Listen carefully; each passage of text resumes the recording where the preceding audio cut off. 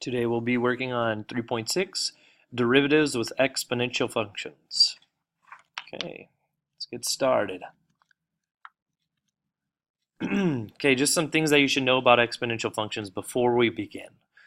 Okay, first of all, remember the exponential function we're going to be dealing with here is y equals e to the x. Okay, here's a graph of e to the x. Remember, this is a point that you need to know. E to the 0 is equal to 1. That's something you need to know. Also remember that all e values, whenever you plug anything into this, e to the 5th is going to be a positive number, e to the negative 2 is going to be a positive number, e to the negative infinity is going to be some positive number. It doesn't matter how large you make this negative. As far over as you go, you're going to have a positive number because it's always going to be above the 0. Okay, first off, the inverse. Okay, the inverse of e, you mean natural log. Whoa, I don't know what I was doing there. Natural log of x. Okay, is e continuous? Yes, e is continuous for all x values. There is no point at which it has a hole. So remember the three things that would make it discontinuous: a hole, a vertical asymptote, or a jump. And it has neither of those, neither in any of this. None of those appear. So this function is continuous. Okay, next thing, the limit as x approaches infinity. Okay, e to the x. Okay, so remember, as it goes to infinity, it just continues to go up. Yeah? The limit as x approaches negative infinity. Well, as you go way over to the left over there, you're approaching a y value of 0. Okay, what is the one value you should know? Just like we said, e to the 0 equals 1. And you should know that all e to the anything is positive.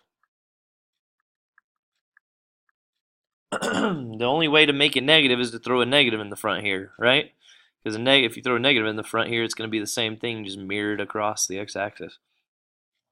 Okay, let's go on to the next stuff. Okay, the derivative. So the derivative of e to the x is just e to the x. It's its own derivative. Okay. Now the only way to change this here is if you throw like a u in the top there. So if you have something other than just x, it's going to be the derivative of that exponent in the front, and then rewrite what you have. So let's write that down, and then let's do a couple examples here, and I'll show you how to do these. Okay, first one here.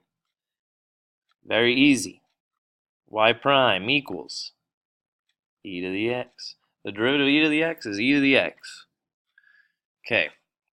Now here's how I'm going to do these. I'm going to tell you that you always need to write on the side here a u and a du. Okay, this is going to make your life easier. And you might be able to do this in your head if it's a real easy one. Like both of these are really easy. But it will help you when you get to more difficult ones. So write down what u is. U is going to be your exponent. Okay, and then you're going to write the derivative of u. The derivative of 3x is just 3. Okay, now remember, if you start with e to the u, the derivative of that, this is what we had on the last thing, was du times e to the u. So all you do is follow that. Y prime is going to be du, which is 3 times e to the u, e to the 3x. Now this one was an easy one because you could have just taken the derivative of this in your head, said it was 3, put it in the front, and rewrote it. Okay. But when we get to more difficult ones like e to the square root of x or something, it starts becoming more difficult to do that in your head. Okay, so let's do this next one here. U. I'm going to call u, and then I'm going to have to do du.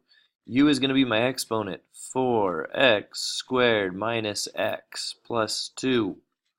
Okay, du is going to be the derivative of that, 8x minus 1. Okay, my derivative is du e to the u. Du times e to the u. There you go. There's the derivative. Du e to the u, du e to the u, du e to the u. That's how you do it. Let's do a more difficult one. This is where you're going to need to do the u and du. Okay? Because this is going to be difficult here. So u. After that, we're going to figure out du. Okay, u is 2 over x. Now, I can't take the derivative of it like that, so I'm going to have to rewrite it. 2 to the x to the negative 1. 2x to the negative 1. Now I can take the derivative, be negative 2, x to the, subtract 1, negative 2. Okay, now I'm going to rewrite this thing. It's going to be negative 2 over x squared, because remember, that thing with the negative exponent moves to the bottom. Okay, so du e to the u. Du, which is negative 2 over x squared, e to the u, e to the, and I'm going to write it in the form of 2 over x, not this form. Okay, I only rewrote it in this form so I could take the derivative. So 2 over x. There we go, there's the answer. Now, they could have rewritten this different ways. Remember, if it's written on the side here, it really belongs to the numerator. So negative 2 e to the 2 over x. Oh, there's an x on the bottom there. Over x squared. I mean, that's the same thing as that, yeah? Okay. And one more example I believe I got here. Find the point. Notice I highlighted or uppercase this word point, meaning the x and the y. People always forget when they see point that means the x and the y, where the function below has a slope of 0. Okay, so that means I need to find out where this thing has a slope of 0. Well, the first way to do this is with s prime of t. We gotta take the derivative of this bad boy. Okay, people really get confused on this. They always want to do like quotient rule or something. Whenever you have like a fraction like this, just think of it as negative 1 over 9 x, and then it's really easy to see that the derivative of this is just negative 1 over 9. So the derivative of the first term was negative 1 over 9. Now I'm going to take the derivative of the second term. Okay, remember it. I'm going to do u, du. Okay, u is 3x. Du is 3. Okay, that's going to be du e to the u. Du e to the u. Okay, there's the derivative of s of t. Remember, we did it term by term. The derivative of that term was negative 1/9. The derivative of that term was that. Okay, we want to find out when it has a slope of 0. Okay, so think about it. Is that going to be when we plug in 0 or set it equal to 0? We don't want to know what the slope is at 0. We want to know when does it have a slope of 0. So we're going to set it equal to 0. So we're going to have negative 1 over 9 plus 3e to the 3x equals 0. We're going to solve for x. Add the 1/9 over, so 3e to the 3x equals positive 1/9. And divide by 3. Okay, that's going to make, I can put that over 1. It's going to be e to the 3x equals, okay, 9 times 3, right? 27. 1 over 27. We're going to take the natural log. Remember, we're going to do that to both sides. And that brings that exponent to the front. So we have 3x equals, the natural log and the e cancel each other out, natural log of 1 over 27. Okay, now we just need to divide by 3. So we get x is equal to, remember I'm bringing this whole thing up here, natural log of 1 over 27, all divided by 3. And that's the x value at which this occurs. Now there's multiple ways to write this value. Okay, so multiple ways to do that. So let's just remind ourselves of them. This subtraction, or well, let's first look at, let's look at this. Division with logs means subtraction, right? So this could be a natural log of 1 minus natural log of 27 all over 3. Now, I mean, also remember natural log of 1 is 0, so we can even write this thing as negative natural log of 27 over 3. Okay, I've shown you right now one way of writing it. This is one way of writing this answer. This is another way of writing this answer. This is a third way of writing this answer. There's another way of writing this answer. Remember, this is the same as negative 1/3 natural log of 27, right? Shoot, there's another way of writing the answer.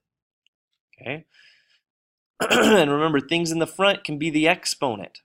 So I could also write it as natural log of 27 raised to the negative 1/3. There's another way of writing the answer. And then remember what that is. A negative means it belongs on bottom.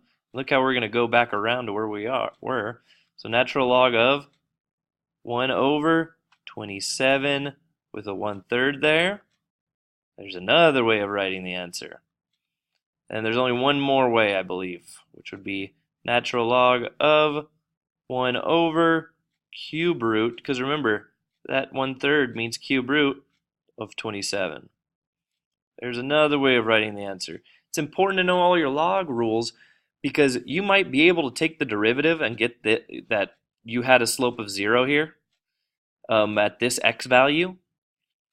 But if they don't write the answer in the form that you did, and they wrote it in maybe this form, or this form, or this form, and it's multiple choice, and you can't determine which form's the same, you might as well not even needed to know how to do this because you're not going to get the right answer, right? Okay, so at that point, this is your x value. I thought I had chosen an x value that was a little bit easier to deal with. It looks like I did not. You would then plug this x value, whichever way you will feel like writing it, whichever way is nicest. You plug that x value into the x values for both here and there. And then, so you would have a point at that point. So you would have your x value of natural log of 1 over 27 over 3, comma. When you plug this in, you're going to get some other value, some y value, and that's going to go right here, yeah? That's going to be the point at which this occurred. I would plug it in for you guys, but this is going to be ugly. I should have chosen something that was nicer. On your worksheet, there's nothing like that. And then I wrote down here to check it with a calculator, remind yourself how to use it. I do have calculator problems on the worksheet that you can check yourself with. Okay, that's it.